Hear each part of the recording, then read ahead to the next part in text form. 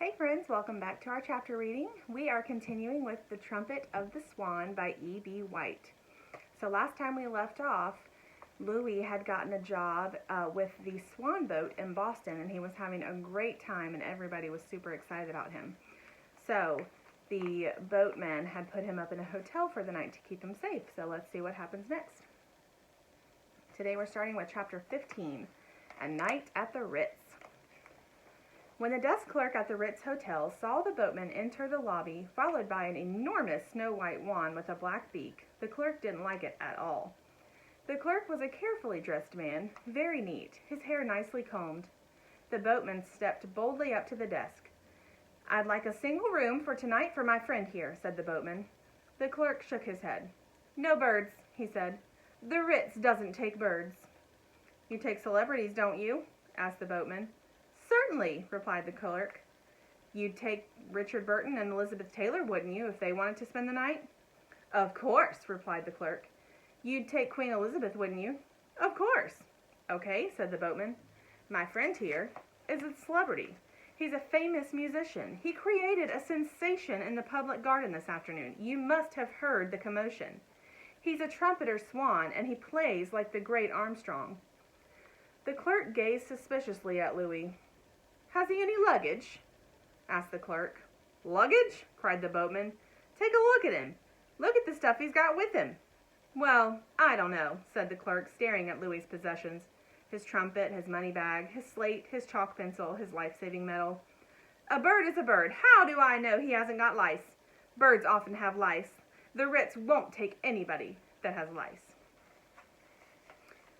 There's a picture of our friend Louis trying to get into the Ritz. "Lice?" roared the boatman. "Did you ever see a cleaner guest in your whole life? Look at him. He's immaculate." At this, Louis held up his slate to the clerk. "No lice," he wrote. The clerk stared in amazement. He was beginning to weaken. "Well, I have to be careful," he said to the boatman. "You say he's a celebrity. How do I know he's famous? You may just be kidding me about that." Just then, 3 girls entered the lobby. They were giggling and squealing, one of them pointing at Louis. "There he is!" she screamed. "There he is! I'll get his autograph." The girls rushed up to Louis. The first girl held out a pad and pencil. "May I have your autograph?" she asked. Louis took the pencil. Very gracefully, he wrote "Louis" on the pad. More squeals, more giggles, and the girls rushed away. The clerk watched in silence. "There," said the boatman. "Is he a celebrity or isn't he?" The clerk hesitated. He was beginning to think he would have to give Louis a room. At this point, Louis had an idea. He lifted up his trumpet and began to play an old song called "There's a Small Hotel." "There's a small hotel with a wishing well." His tone was beautiful. Guests passing through the lobby paused to listen. The clerk leaned his elbows on the desk and listened attentively. The man behind the newsstand looked up and listened. People sitting upstairs in the lounge put down their cocktails and listened. The bellboys stared and listened. For a few minutes, everything stopped in the lobby while Louis played. He charmed everyone who could hear. Chambermaids in the bedrooms paused in their work to listen to the trumpet. It was a moment of sheer magic. As the song came to an end, people who knew the words sang them softly. "When the steeple bell says good night, sleep well, we'll thank the small hotel together." "How about that?" asked the boatman, grinning at the clerk. "Is this Swan a musician or isn't he?" "He plays a sweet trumpet," the clerk said. "But there's one more question that I hesitate to bring up. What about his personal habits? Will he mess the room all up? Actors are bad enough. Musicians are worse. I can't allow a large bird to occupy one of our beds. It might put us out of business. Other guests might complain." "I sleep in the bathtub," Louis wrote on his slate. "Will not disturb bed." The clerk shifted his weight from one foot to the other. "Who's going to pay the bill?" he asked. "I am," replied the boatman. "I'll be here early tomorrow morning when Louis checks out." The clerk couldn't think of any more reasons for not letting the Swan have a room. "Very well," he said. "Sign the register, please." He handed Louis a pen and a card. Louis wrote, "Louis the Swan, Upper Red Rock Lake, Montana." The clerk studied it. He seemed satisfied at last. He summoned a bellboy and handed him a key. "Take this gentleman to his room," he ordered. Louis removed his medal, his trumpet, his slate, his chalk pencil, and his money bag, and handed them to the bellboy. Together they walked to the elevators. The boatman said goodbye. "Sleep well, Louis," called the boatman, "and be ready to come to work promptly in the morning." Louis nodded. The elevator door opened. "This way, sir," said the bellboy. They entered the elevator and waited for the door to close. A rich smell of perfume filled the air. Louis stood very still. Then he felt himself rising. The elevator stopped at the 7th floor, and the bellboy led Louis to a room, unlocked the door, and ushered him in. "Here you are, sir," he said. "Would you like a window open?" The bellboy put Louis's luggage down, snapped on a few lights, opened a window, and laid the room key on the dresser. Then he waited. "I guess he wants a tip," thought Louis. So he went to his money bag, loosened the drawstring, and took out $1. "Thank you very much, sir," said the bellboy, taking the $1. He went out and closed the door softly behind him. Louis was alone at last, alone in a room at the Ritz. Louis had never spent a night alone in a hotel. First he walked around and round, switching lights on and off, examining everything. In the writing desk he found a few sheets of paper of letter paper that said Ritz-Carlton, Boston. He felt mussy and dirty, so he went into the bathroom, climbed into the tub, pulled the shower curtain across, and took a shower bath. It felt good and reminded him of the water fights he used to have with his brothers and sisters. He was careful not to splash any water out of the tub. When he was finished, he stood for a while, admiring the bath mat and preening his feathers. Then he felt hungry. On the wall of the bedroom, he found a button that said Waiter. Louis put his beak against the button and pressed hard. In a few minutes, there was a knock at the door, and a waiter entered. He was nicely dressed and tried not to show surprise at finding a swan in the room. "May I get you something?" he asked. Louis picked up his chalk pencil. 12 watercress sandwiches, please," he wrote on the slate. The waiter thought for a moment. "Are you expecting guests?" he asked. Louis shook his head. "And you want 12 watercress sandwiches?" Louis nodded. "Very good, sir," said the waiter. "Do you wish them with mayonnaise?" Louis didn't know what mayonnaise tasted like, but he thought fast. He cleaned his slate and wrote, 1 with, 11 without. The waiter bowed and left the room. Half an hour later he was back. He rolled a table into the room, placed a huge platter of watercress sandwiches on it, along with a plate, a knife, a fork, a spoon, salt and pepper, a glass of water, and a linen napkin nicely folded. There was also a butter dish, with several pieces of butter covered with cracked ice. The waiter arranged everything carefully, then handed Louis a bill to sign. The bill said, 12 WC sandwiches, $18. "Goodness," thought Louis, "this is an expensive place. I hope the boatman won't be mad when he sees this supper charge on the bill tomorrow morning." He borrowed a pencil from the waiter and signed the bill, Louis the Swan. The waiter took the bill and stood there waiting. "I guess he wants a tip," thought Louis. So he opened his money bag again, drew out $2, and handed it to the waiter, who thanked him, bowed again, and went away. Here's a picture of Louis and the waiter in his room. Because a swan has such a long neck, the table was just the right height for Louis. He didn't need a chair. He ate his supper standing up. He tried the sandwich that had mayonnaise on it and decided he didn't like mayonnaise. Then he carefully pulled each sandwich apart. All he really wanted was the watercress. He piled the slices of bread into 2 neat piles, scooped the watercress onto his plate, and had a nice supper. He did not touch the butter, but when he was thirsty, instead of drinking from the glass of water, he walked into the bathroom, drew a basin full of cold water, and drank that. Then he took his napkin, wiped his beak, and pushed the table out of the way. He felt much better. To be all alone in a hotel room gives a person a cozy feeling and a feeling of importance. Louis felt great, but soon he began feeling rather lonely, too. He thought of Sam Beaver. He thought of Camp Kookooskoos. He thought of his father and mother and sisters and brothers back home in Montana. He thought of Serena, the swan he loved, and wondered how she was. The words of the song he had played in the lobby came back to him. "There's a small hotel with a wishing well. I wish that we were there together." How wonderful it would be, he thought, if Serena could be here at the Ritz to enjoy the hotel with him. The waiter had left an evening paper on the table. Louis glanced at the front page. To his amazement, he saw a picture of himself on the lake in the public garden with the Swan Boat. A big headline said, Boston goes wild over the Trumpet of the Swan. The news story began. There's a new bird in town. His name is Louis. He's a trumpeter swan that really plays the trumpet. Incredible though it may seem, this rare and beautiful water bird has accepted employment with the Swan Boat management in the public garden and is entertaining boat riders with his smooth trumpet. Crowds gathered at the lake this afternoon after his arrival, and the sweet notes of his horn were heard in many parts of Boston.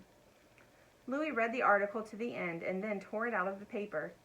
Sam Beaver ought to know about this, he thought. From the writing desk in his room, Louis took a pen and a sheet of paper. This is what he wrote. Dear Sam, I'm spending the night at the Ritz in fashionable surroundings. You were right about Boston. It is very pleasant. I was able to find work as soon as I arrived. I am associated with the Swan Boat at the salary of $100 a week. You may be interested in the enclosed clipping from today's paper. If all goes well, I'll soon have enough money to pay my father's debt to the music store, and then I will own the trumpet free and clear, and will hope that by blowing it passionately, I will be able to make a favorable impression on the young female I'm in love with. Then everybody will be happy. My father's honor will be restored, the music shop in Billings will be repaid, and I can take a wife. I hope you are well. I miss you. A hotel room, even though it has every convenience, can be a lonely place. Your friend, Louis.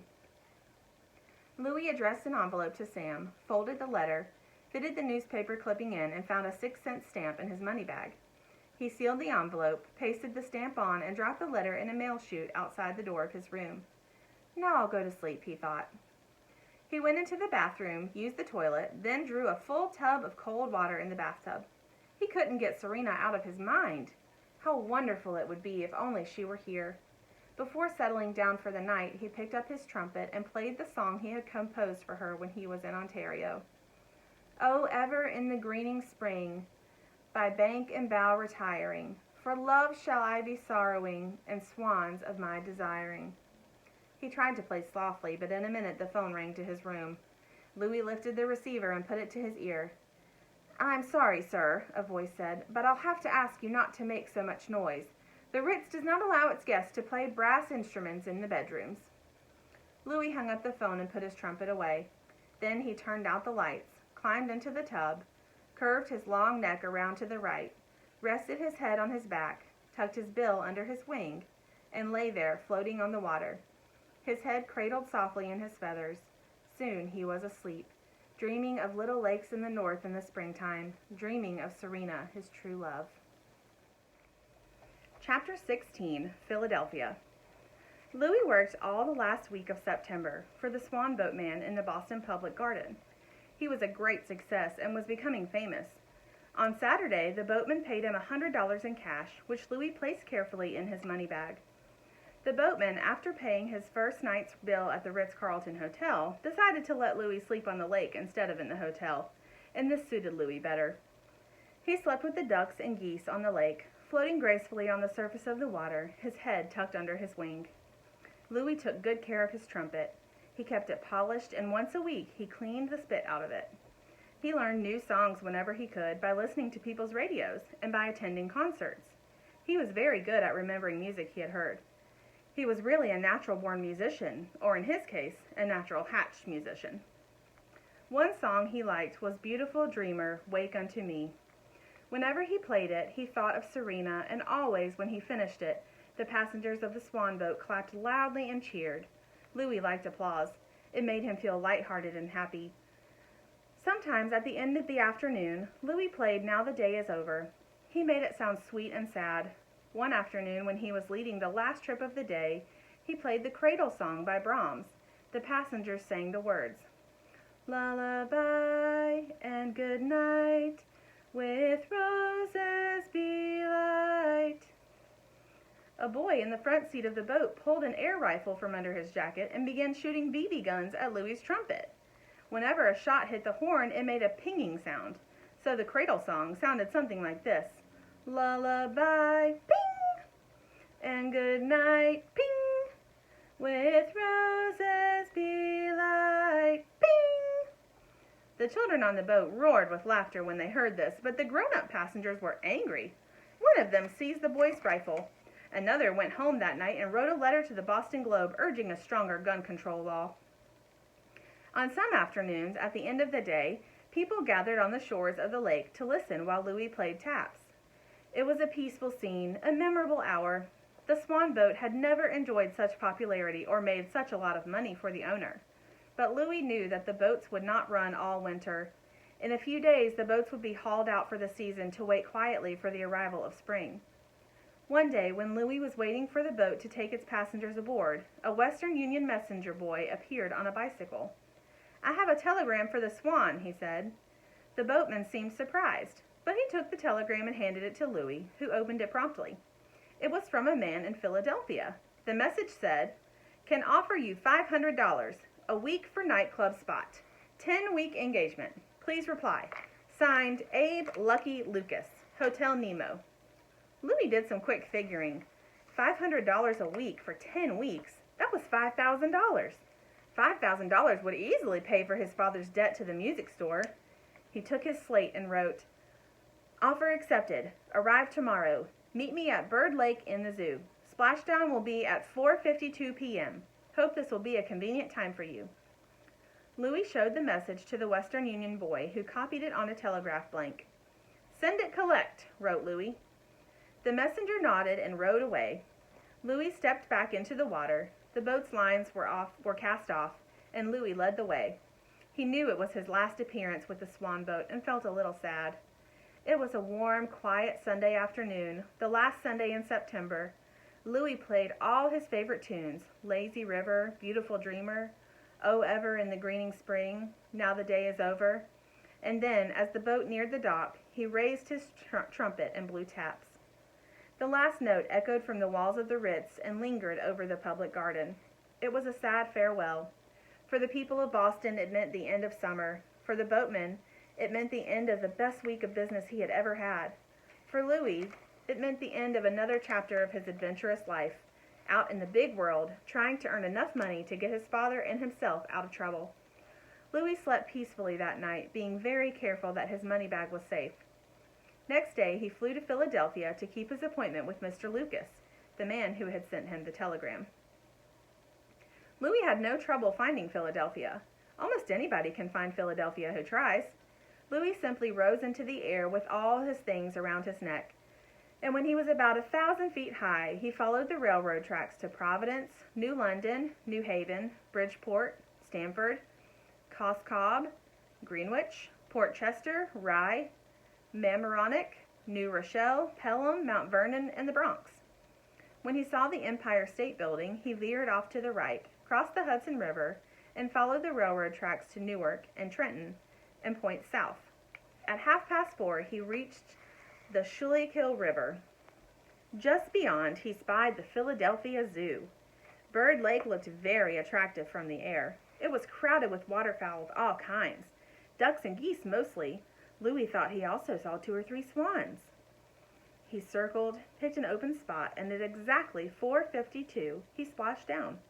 His trumpet banged against his slate knocked against his metal rapped against his chalk pencil, and his chalk pencil on its string wound itself around his money bag. All in all, the splashdown caused quite a commotion. The ducks and geese were not expecting anything like this to happen, a big white trumpeter swan dropping down out of the sky loaded with personal possessions. Louis paid no attention to the other birds. He had a date to keep. He saw a man leaning on the wide railing in front of the birdhouse. The man was dressed in a purple suit and wore a Tyrone hat. His face looked shrewd and wise, as though he knew a great many things, many of them not worth knowing. That must be Abe Lucky Lucas, thought Louis. He swam quickly over. "Caw-haw," he said through his trumpet. "My pleasure," replied Mr. Lucas. "You're right on time. The splashdown was sensational. Welcome to the Philadelphia Zoo, which crawls with rare mammals, birds, reptiles, amphibians, and fishes, including sharks, rays, and other fish-like vertebrates. Watch out for wild animals. This place is replete with them. Snakes, zebras, monkeys, elephants, lions, tigers, wolves, foxes, bears, hippos, rhinos, woodchucks, skunks, hawks, and owls.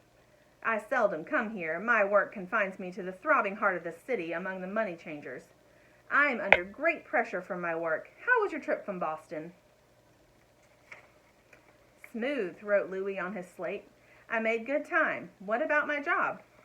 A happy question, replied Mr. Lucas. The job will start on October 15th. The contract has been finalized.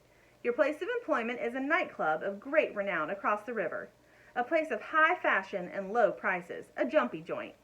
You will be called upon to make appearances each evening except Sunday, and play your trumpet for the happy customers. Once in a while you can join a jazz group, Louis the Swan on trumpet. The pay is very good. My spirits are lifted by thinking about the pay. Wealth and happiness are around the corner for Louis the Swan and Lucky Lucas the Great of Heart. My agent's fee is 10%, a mere bagatelle. How do I get into the nightclub? Asked Louis, who only understood about half of what Mr. Lucas was saying. In a taxicab, replied Mr. Lucas. Be at the north entrance of the zoo, Girard Avenue at 34th Street, at 9 o'clock on the evening of October 15th, a night that will live in memory. A cab will await your pleasure and will transport you to the club. Your driver is a friend of mine. He, too, is under pressure from his work. Who's going to pay for the cab? Asked Louis on his slate. I am, replied Mr. Lucas. Lucky Lucas, the generous of heart, pays for the cab for Louis the Swan. And by the way, I see that you're wearing a money bag that is plump with moolah. I suggest, from the kindness of my great heart, that you turn this money bag over to me for safekeeping during your stay in Philadelphia, a place of many thieves and pickpockets. No, thank you, wrote Louis. We'll keep money bag myself. Very well, said Mr. Lucas. And now there's one other small matter I must bring to your attention. Most of the birds that swim on this luxury lagoon have undergone surgery. Candor compels me to tell you that the tip of one wing is usually removed by the management. A painless operation, popular with zoos the world over. Pinioned is the word for it, I believe. It detains the water bird and prevents him from leaving the narrow confines of this public park and rising into the air, because when one wing is shorter than the other, the balance of the bird is upset. His attempt to take off would be crowned with failure. In short, he can't fly. Sensing in advance the revulsion you would feel toward having the tip of one of your powerful wings removed, I approached the man in charge of birds and laid before him a proposition. He has agreed not to clip your wing. It is arranged. He's a man of honor. Your freedom of movement is assured. You will not be pinioned. But in return for this great favor on the part of the management of the Philadelphia Zoo, you're going to give a free concert here at the lake every Sunday afternoon for the people of Philadelphia, the peasantry, who come here to refresh themselves. Is that a deal? Yes, wrote Louis. We'll give Sunday concert. Good, said Mr. Lucas. Farewell for the nonce. Be at the north entrance at 9, October 15. A cab will await you. Play well, sweet swan. You will be the finest thing that has happened to Philadelphia since the Constitutional Convention of 1787. Louis did not understand this, but he nodded goodbye to Mr. Lucas and swam off toward the island in the center of the lake. There he stepped ashore, straightened his things, preened his feathers, and rested. He was not sure he was going to like his new job. He was not sure he liked Mr. Lucas, but he needed money badly, and when you need money, you're willing to put up with difficulties and uncertainties. One good thing about the whole business was the zoo itself. It seemed like an extremely nice place in spite of what he had heard about having your wing clipped. Louis had no intention of having a wing clipped. I'll sock anybody who tries that on me, he said to himself. He was pleased to see so many other water birds. There were many kinds of ducks and geese. In the distance, he saw 3 trumpeter swans. They were old residents of the lake. Their names were Curiosity, Felicity, and Apathy. Louis decided he would wait a day or two before making their acquaintance. Bird Lake has a fence around it. When the night came for him to start work, Louis polished his trumpet, put on all his things, flew over the fence, and landed at the north entrance. He was there promptly at 9. The taxicab was there waiting, just as Mr. Lucas had promised. Louis got in and was driven away to his new job. So there goes Louis in the taxicab.